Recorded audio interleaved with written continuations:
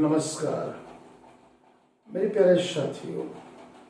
सामाजिक उत्थान में हम नारी, स्त्री, प्राचीन, अर्वाचीन एवं वैज्ञानिक तौर पर नारी को मानव सभ्यता में फाउंडेशन ऑफ ह्यूमन बीइंग, मानवीय सभ्यता, जिसमें धर्म, अध्यात्म, दर्शन, प्राचीन, अर्वाचीन एवं वैज्ञानिक तौर पर विज्ञान भी कहती है फाउंडेशन ऑफ ह्यूमन बीइंग, एक मानव सभ्यता की सृजन शक्ति है।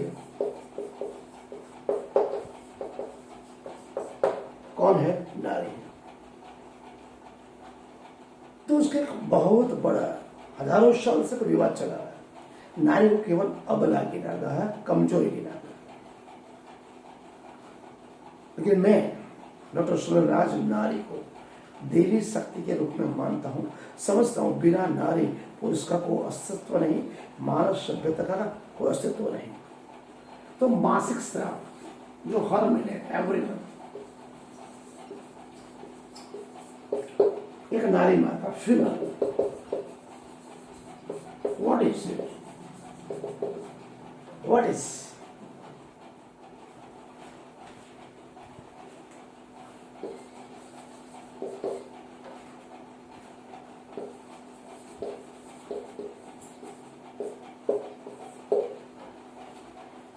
इसी टॉपिक के ऊपर बहुत कुछ लिखा गया है, समझा गया है, और नारी को इसीलिए यही चीज जो मेडिकली एवं साइंस इसको मानती है होली,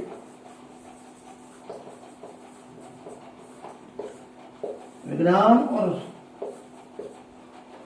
आधुनिक विज्ञान उसको कैसे मानते हैं? पवित्र मानते हैं। विज्ञान से पवित्र मानता है।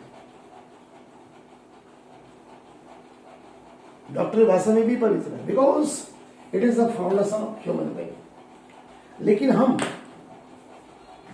हमारे यहां हिंदुस्तान में इसे कुछ अलग ही समझते हैं। तो प्रणाम, नमस्कार मेरे मित्रों। मानव सभ्यता फाउंडेशन ऑफ मदर में किस प्रक्रिया को जो हर महीने स्त्री में आती है, उसे हम भारतीय नहीं, समग्र दुनिया में इसको समस्या समझते हो।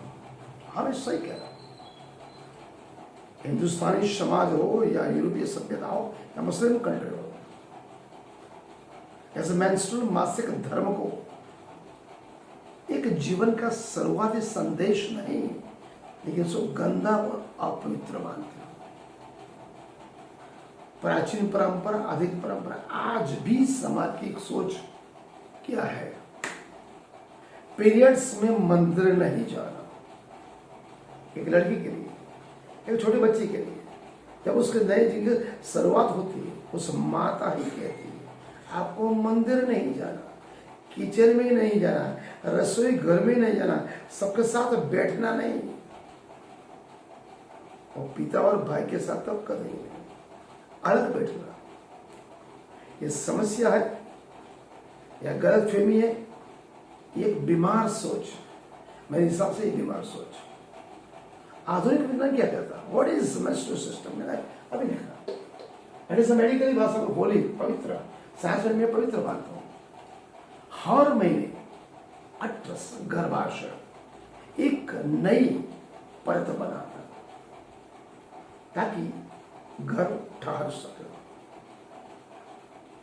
जब ये नहीं ठहरता तब वो परत निकलती है, उसे हम पीरियड कहते हैं। वो केवल 5 दिन की होती है। और ज्यादातर परंपरा क्या कहती है? ये तो कचरा है, एक नारी की शरीर का कचरा। अरे वो कचरा नहीं है, it is not wastage materials, it is a नया जीवन बनाने की एक माता के गर्भ में शुरुआत है। साइंस के तौर पर समझे, हार्मोन्स में एस्ट्रोजन, हार्मोन जब बदलते हैं, जिस किसी भी समय एक स्त्री, एक लड़की ऋतुस्राव, मासिक स्राव में आती है, उसका मूड स्विंग होता है, थकान होता है, चिड़चिड़ापन होता है। मानसिक अवस्था, शारीरिक अवस्था मतलब दर्द जल रही है, मानसिक अस्वस्थता एक फैमिली, एक माता या समाज उसे मानसिक तौर पर तोड़ता है। इसलिए नारी शारीरिक तौर पर भी टूटती है और मानसिक तौर पर भी टूट जाती है। 5 दिन में उसको शारीरिक और मानसिक तौर पर चुनौतियों का सामना करना पड़ता है। प्राचीन दृष्टिकोण क्या है? सही है, हमारे प्राचीन ग्रंथ कहते हैं उसे ऋतु चक्र का, मासिक स्राव का,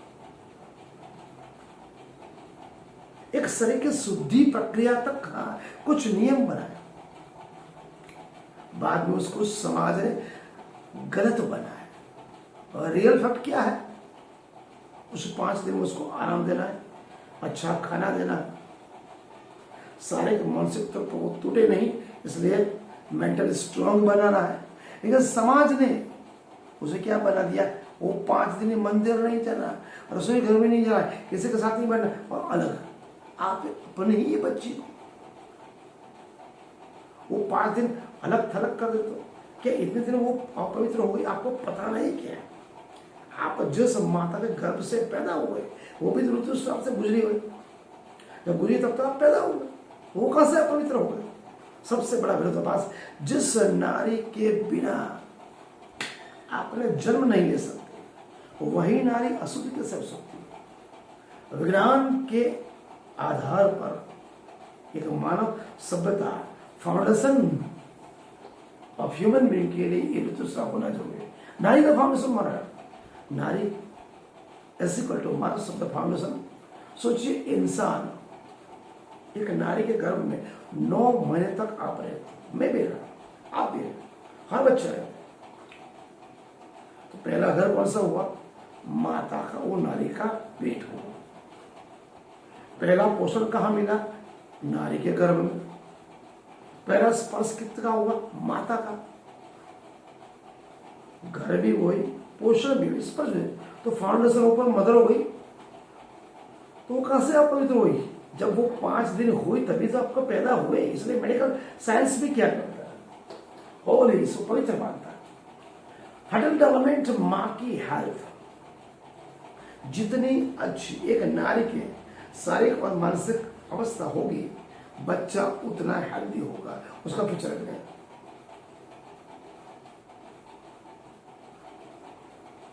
मां के इमोशन से बच्चों का जेन्स डेवलपमेंट होते हैं। WHO रिपोर्ट भी कहती है मेंटल केयर, मासिक स्राव ये 5 दिन में किसी भी बच्ची, किसी भी लड़की,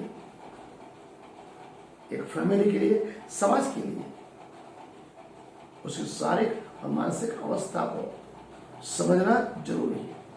उसकी शारीरिक रूप से हेल्दी बनाना है, मेंटली हेल्दी बनाना है, तो हेल्दी सोसाइटी का निर्माण कर सकते हैं। नारी की शारीरिक मानसिक अवस्था अच्छी, उसका मतलब समाज स्वस्थ तो तंदुरुस्त बच्चा, तंदुरुस्त बच्ची। तो समाज के लिए मेरी बड़ी इच्छा होता है, अगर नारी को हमने नहीं समझा, आने वाले बच्चे का स्वास्थ्य बिगड़ेगा, मानसिक संतुलन बिगड़ेगा और अगली पीढ़ी कमजोर होगी। केवल नारी को न समझने से, यह सिर्फ नारी का मुद्दा नहीं है, पूरी मानव जाति का। याद रखिए, नारी समस्या नहीं, नारी का मासिक स्राव समस्या नहीं, नारी को सृजन शक्ति है। इसलिए मासिक धर्म कमजोर नहीं, वो नए जीवन आने का वो एक संकेत है। जिस अवस्था में एक लड़की को शारीरिक और मानसिक तौर पर अगर मजबूत बनाती है तो आने वाली पीढ़ियां एक्टिव, एलर्ट एवं तंदुरुस्त मानव समाज की हम निर्माण कर सकते हैं। इसलिए इस प्रक्रिया से एक नया जीवन जब पनपता है तो उसे अपवित्र कहना केवल अज्ञान है, अज्ञान है, अज्ञान है। इसलिए नारी को समझे, सम्मान दे, क्योंकि वो जन्म देती है, सृजन शक्ति बढ़ा दिए, मानव सभ्यता की वो नींव है। इसलिए हमें शादी करने के लिए पत्नी चाहिए, राखी बंधने के लिए बहन चाहिए, बेटी भी चाहिए, पैदा होने के लिए माँ चाहिए। तो गलती कौन कर रहा है? गलती पुरुष नहीं कर रहा, गलती कर रही है उसकी पत्नी और एक माँ। एक माता ही अपनी बच्ची के शारीरिक और मानसिक स्वास्थ्य के लिए जिम्मेदार है। खुले तौर पर सोचो। हर लड़की को लड़के जैसा शारीरिक और मानसिक तौर पर जिम्मेदार बनाए, उसके अच्छी शिक्षा दे, अच्छा स्वास्थ्य दे, दोनों को समान रखे, तभी आप एक स्वस्थ राष्ट्र का, स्वस्थ समाज का, स्वस्थ मानव सभ्यता का निर्माण कर सकते हो। मेरा बातें थोड़ी कड़वी होती है, समझने वाली मनन करे, चिंतन करे, एवं अन्य पेरेंट्स को भेजे, उस माताओं को भेजे जिस माता अपने इस शुद्धिकरण प्रक्रिया को अपवित्र समझती है। आपने मुझे सुना, प्रेम से अनुग्रह किया। प्रणाम सुंदर।